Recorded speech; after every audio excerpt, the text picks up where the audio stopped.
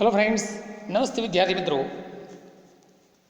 Standard 9 unit number 6 આપણા વિડીયોને આગળ વધારીએ.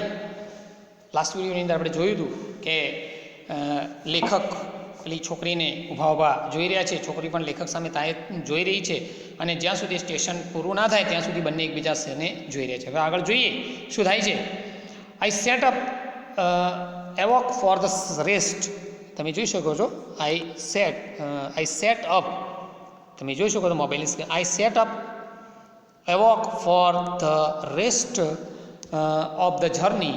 આઈ could not forget the girl face and her dark bright eyes.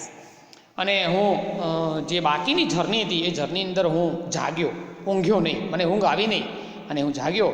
I could not forget the girl's face. અને હું એ છોકરીનો ચહેરો ભૂલી શકું એમ નથી. એનો ચહેરો મને એક્ઝેક્ટલી યાદ છે. And her dark bright eyes, અને તેની ઘેરી અને તેજસ્વી આંખોને પણ હું ભૂલી શકું તેમ નથી. But when I reached Dehra, પરંતુ જેવો કે હું દહેરાની અંદર પહોંચ્યો, the incident got blurred and distance. પરંતુ આ જે બનાવ હતો એની અંદર ધૂંધળો થઈ ગયો મને, અને થોડોક અંતર પડી ગયું અને બનાવ ધૂંધળો થઈ ગયો, મને કંઈ ખબર ના રહી. એટલે કે મતલબ કે હું ભૂલી ગયો આ બનાવને. Four there were other things on my mind. અને ત્યાં ગયો એટલે ત્યાંની બધી બાબતો મારા મગજમાં આવી ગઈ, મારું મન ત્યાં વળી ગયું અને હું આ બાબતને થોડીક ભૂલી ગયો.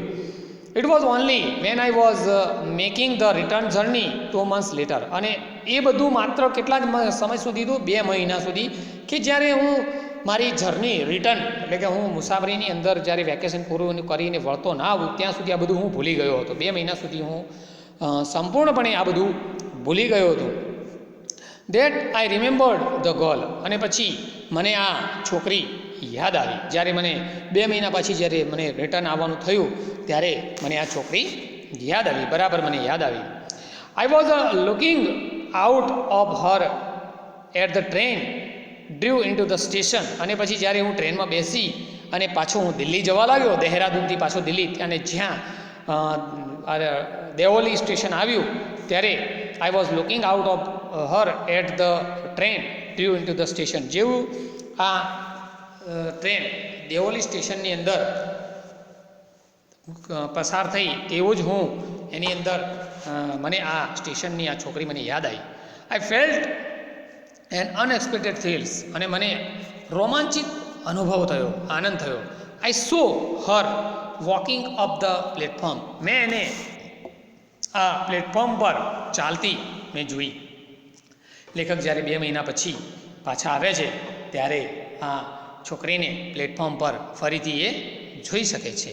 પછી શું થાય છે જોઈએ.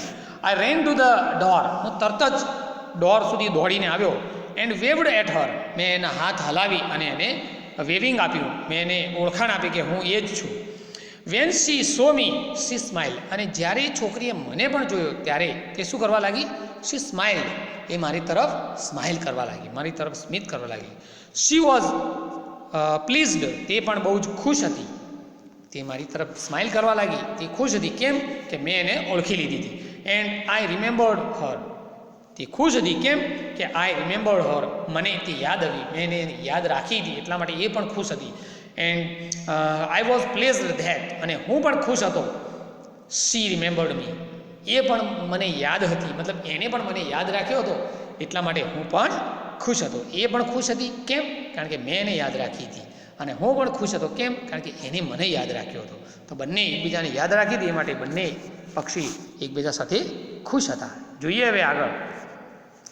નેક્સ્ટ પેજ પર પેજ નંબર 57 પર જોઈ શકો છો. First paragraph you can see on your mobile screen. She did not start selling a basket. બરાબર, પેરેગ્રાફ બરાબરને વાંચી લઈએ. તમે તમારી ચોપડી અથવા તો મોબાઈલ સ્ક્રીનમાં બરાબર જોઈ શકો છો. તો અહીંયા એમ કહે છે કે she did not start a selling basket but came straight to the tea stall. પરંતુ તે સીધી ક્યાં આવી? ટી સ્ટોલ તરફ આવી. બરાબર. Her dark eyes were suddenly filled with light. અને તેની ઘેરી આંખો હતી એ ફિલ વિથ લાઇટ, તેજસ્વી રીતે ભરાઈ ગઈ. We said nothing for some time. અમે એકબીજા સામે કશું જ ના બોલ્યા. But we spoke without words. પરંતુ અમે કશું બોલ્યા તો નહીં, બરાબર. ત્યારે આપણે ફરીથી વાંચી લઈએ ને પછી સમજાવી લઈએ. She did not start a selling basket but come straight to the tea stall. Her dark eyes were suddenly filled with light. We said nothing for some time, but we spoke without words. I felt the impulse to put her on the train there and take her away with me. I could not bear the thoughts of watching her vanish into the darkness of Devoli station. I took her basket from her hand and put them on the ground. She put out her hands to take a basket, but I caught her hand and held it. તો પેરેગ્રાફને જોઈ લઈએ આટલો. તો અહીંયા તે આ વખતે she did not start a selling basket, તે બાસ્કેટ વેચવા લાગી નહીં, પરંતુ તે but she came straight to the tea stall, તે સીધી ક્યાં આવી? ટી સ્ટોલ તરફ આવી, બરાબર. Her dark eyes were suddenly filled with light. તેની જે આંખો હતી એ તેજસ્વી રીતે પ્રકાશિતથી ભરાઈ ગઈ હતી. We said nothing for some time. અમે એકબીજા સામે કશું બોલ્યા નહીં. But we spoke without words. પરંતુ અમે એકબીજા સામે શબ્દો બોલ્યા વગર અમે એકબીજા સાથે વાતો કરી રહ્યા હતા. એની આંખો અને મારી આંખો, બંનેની આંખો સાથે અમે એકબીજા સાથે વાતો કર્યા વગર બોલી શકતા હતા. મતલબ બોલ્યા વગર અમે વાતો કરી શકતા હતા, શબ્દો વગર. I felt the impulse to put her on the train.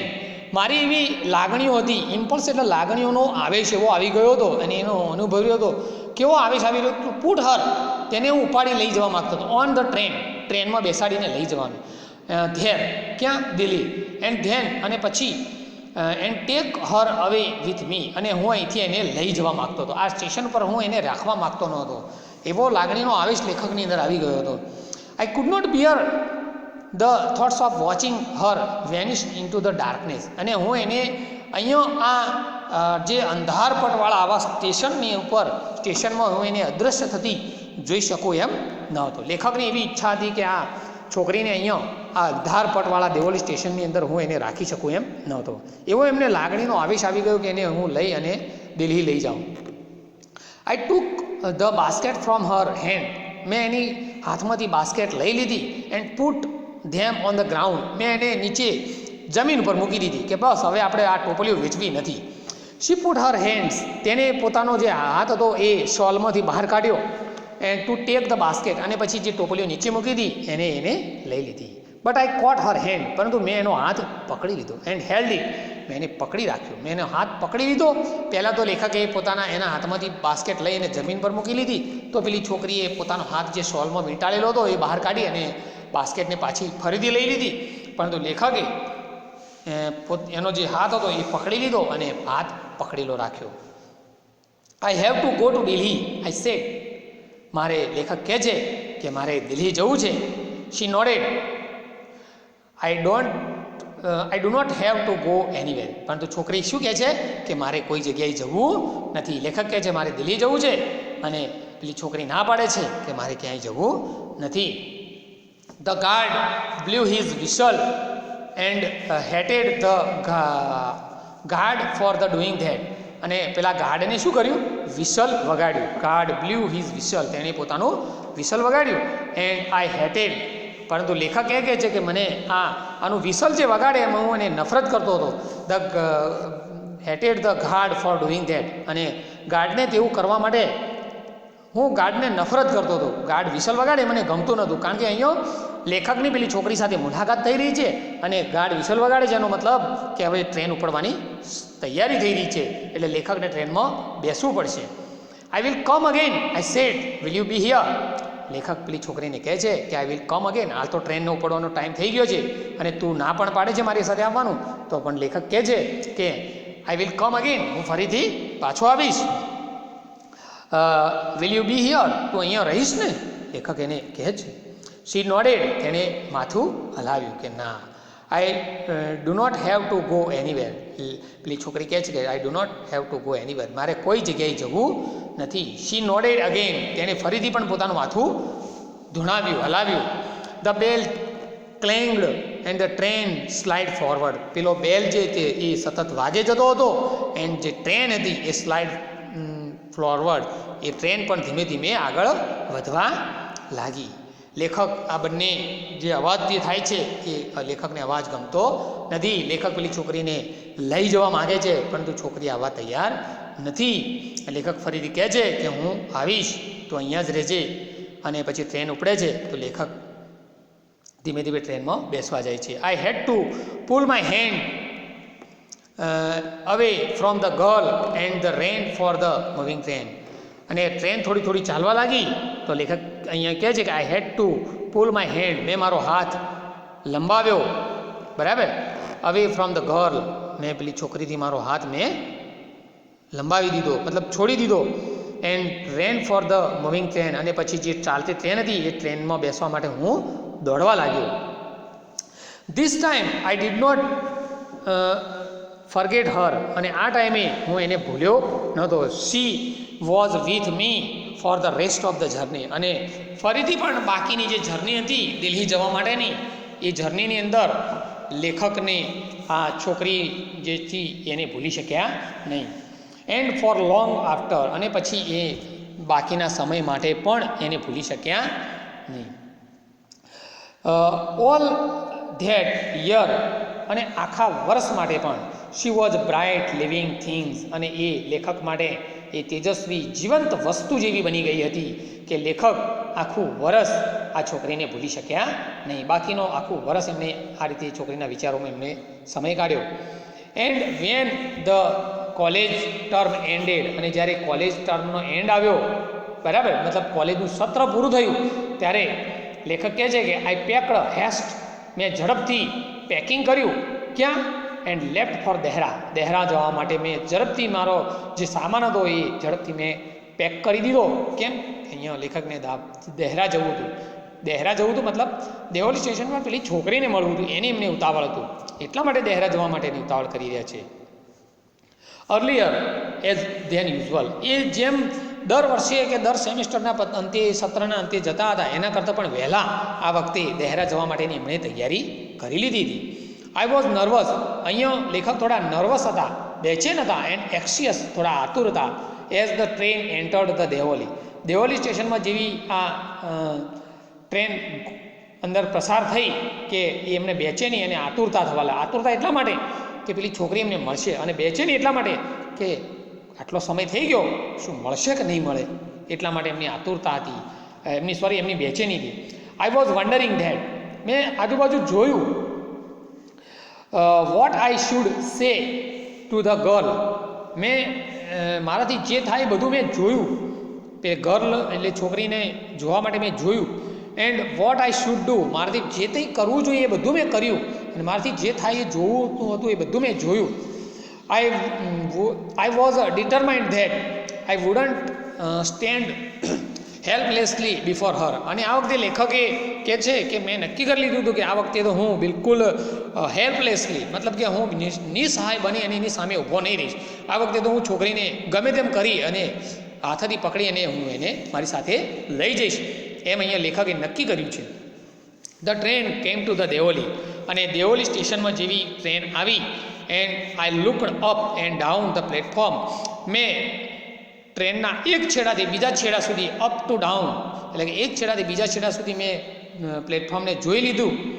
But I couldn't see the girl anywhere, પરંતુ મેં છોકરીને કોઈ જગ્યાએ જોઈ શક્યો નહીં. દેવોલી સ્ટેશનમાં આ ટ્રેન આવી, પરંતુ એક છેડાથી બીજા છેડા બંને જ બધી બાજુ જોયું પણ કોઈ જગ્યાએ છોકરી જોવા મળી નહીં. I open the door and stepped of the footboard, અને મેં દરવાજો ખોલી અને દરવાજાથી નીચે ઉતરી અને હું ફૂટબોર્ડ એટલે કે જ્યાં પ્લેટફોર્મ હતું ત્યાં સુધી હું ગયો. આઈ વોઝ ડીપલી ડિસઅપોઇન્ટેડ, અને લેખક કહે છે કે હું ખૂબ જ નિરાશ થઈ ગયો. I felt I had to do something, મને એવો અનુભવ થવા લાગ્યો કે મારે કંઈક કરવું હતું છોકરી માટે. And so I rain up to the station master and said, અને હું દોડી અને ક્યાં ગયો? સ્ટેશન માસ્ટર જોડે, અને એમને પૂછતાછ કરવા લાગ્યો. Do you know the girl who used to sell a basket here, અને લેખક દોડી અને પેલી પેલા સ્ટેશન માસ્તરની ઓફિસમાં જઈને સ્ટેશન માસ્તરને પૂછે છે કે તમે પેલી છોકરીને જાણો છો કે જે અહીંયા બાસ્કેટ વેચતી હતી? No, I don't, said the station master. Station માસ્તરે કહ્યું કે ના, મને કોઈ જ ખબર નથી, અથવા તો હું જાણતો નથી કે આવી કોઈ છોકરી અહીંયા કોઈ ટોપલી વેચતી હતી. The train was moving out of the station, અને ટ્રેન પણ ધીમે ધીમે moving out of the station, સ્ટેશનમાંથી બહાર ધીમે ધીમે નીકળવા. ટ્રેનનો પણ એનો નાના સ્ટેશન ઉપર ઊભું રહેવાનો એનો પણ 1 કે 2 મિનિટનો ટાઈમ હોય, એ ટાઈમ મુજબ ઊભી રહીને ત્યાંથી ટ્રેન નીકળવા લાગી.